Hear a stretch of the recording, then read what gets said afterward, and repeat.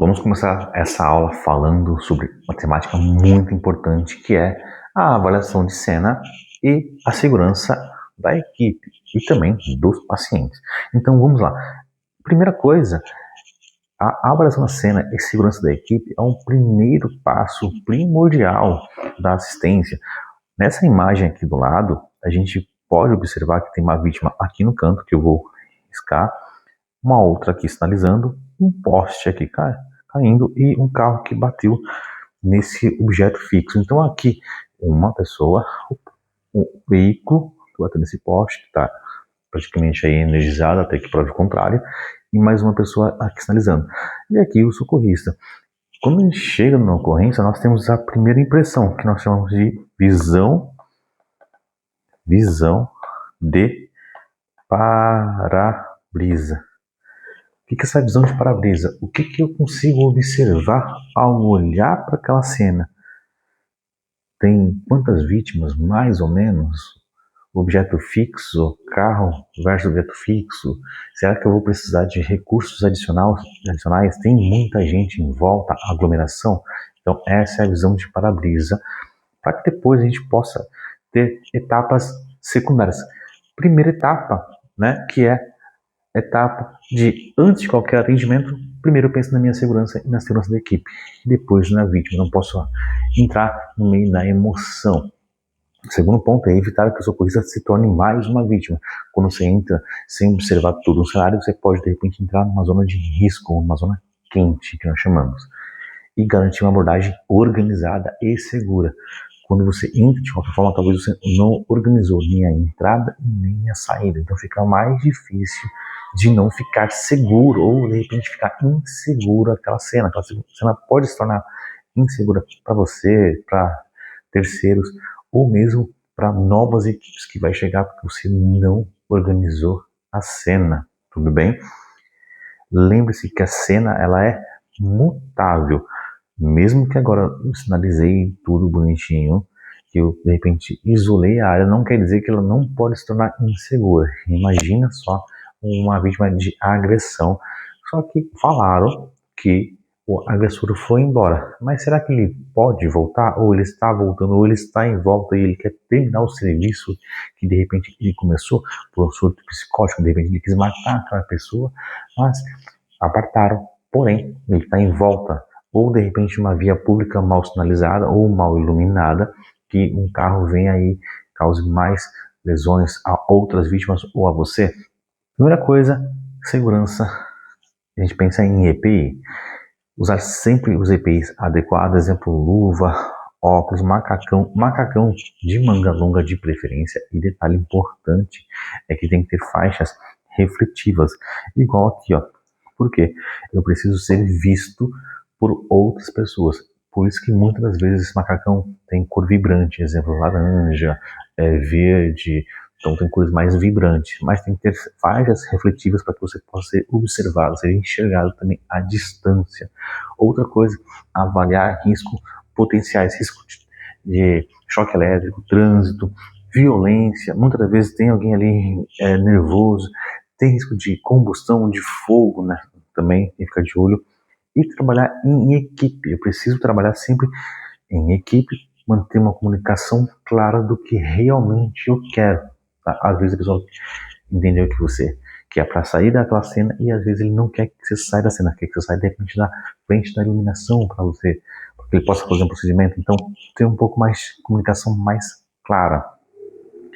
Algo importante em todo esse contexto de avaliação de cena é local.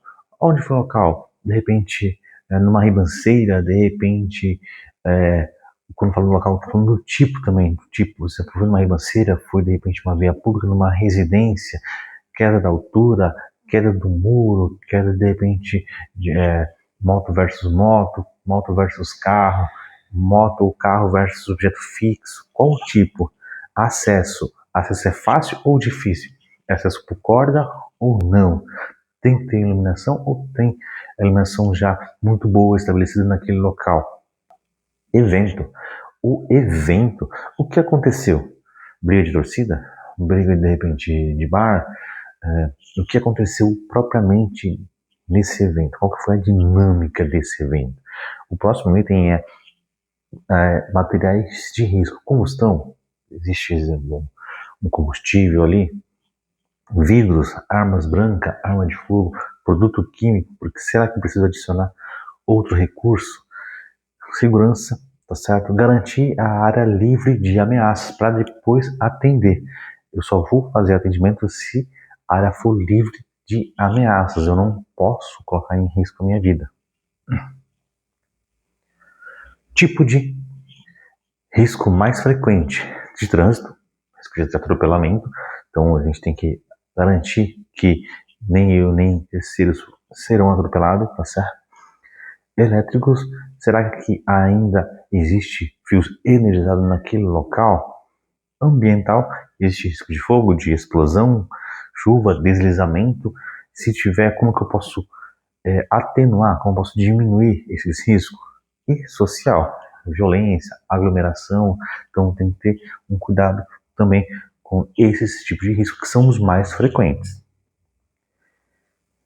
Pensando nisso, eu tenho que limitar e controlar a cena, isolar a área com cones, fita zebrada, viatura.